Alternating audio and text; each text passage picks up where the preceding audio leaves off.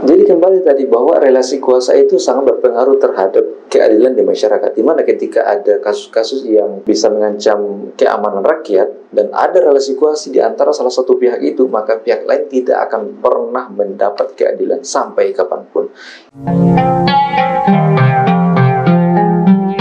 Masih membahas seputar implementasi demokrasi di Indonesia. Salah satu keuntungannya yakni memudahkan birokrasi dan salah satu kerugiannya yakni adanya relasi kuasa yang dapat merugikan masyarakat. Contoh, saat ini ketika ada kasus-kasus yang terjadi di tubuh pemerintahan atau yang ada di masyarakat, ketika ada relasi kuasa, maka keadilan di situ tidak akan pernah ditemukan sampai kapanpun. Bahkan ketika aktivis-aktivis kemanusiaan yang ada di Indonesia itu sampai saat ini itu tidak terbongkar karena adanya relasi kuasa. Di masa Orde Baru, di masa saat ini, itu banyak sekali kasus-kasus yang tidak dapat diungkap. Perwakilan dari masing-masing partai itu juga banyak kasus-kasus yang tidak bisa diungkap. Kenapa? Karena dilindungi oleh para pemerintah, dilindungi oleh para pemimpin itu sendiri.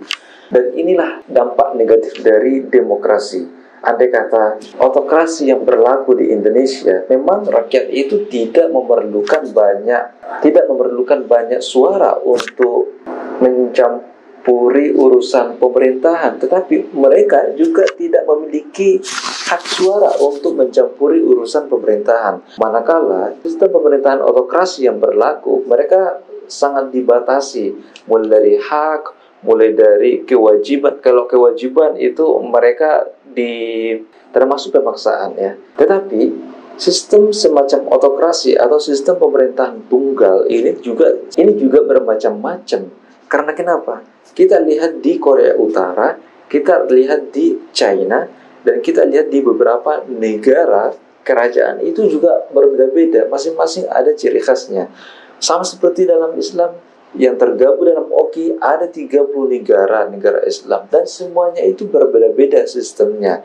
Ada yang menganut demokrasi tunggal, ada yang menganut demokrasi terpimpin, ada yang menganut demokrasi presidensial, ada yang menganut demokrasi parlementer, bahkan ada yang memisahkan antara Islam dan kenegaraan. Seperti negara Iran yang memisahkan antara Islam dan negara, berbeda dengan Turki yang memisahkan antara negara dan Islam yang disebut sebagai negara sekuler yang membawa kepada kehancuran negara Islam ya di Turki, dan lahirlah negara baru yang memiliki ciri khas kebarat-baratan. Jadi kembali tadi bahwa relasi kuasa itu sangat berpengaruh terhadap keadilan di masyarakat, dimana ketika ada kasus-kasus yang bisa mengancam keamanan rakyat dan ada relasi kuasa di antara salah satu pihak itu, maka pihak lain tidak akan pernah mendapat keadilan sampai kapanpun. Itu adalah sebuah keniscayaan. Kenapa? Karena yang berbicara adalah uang.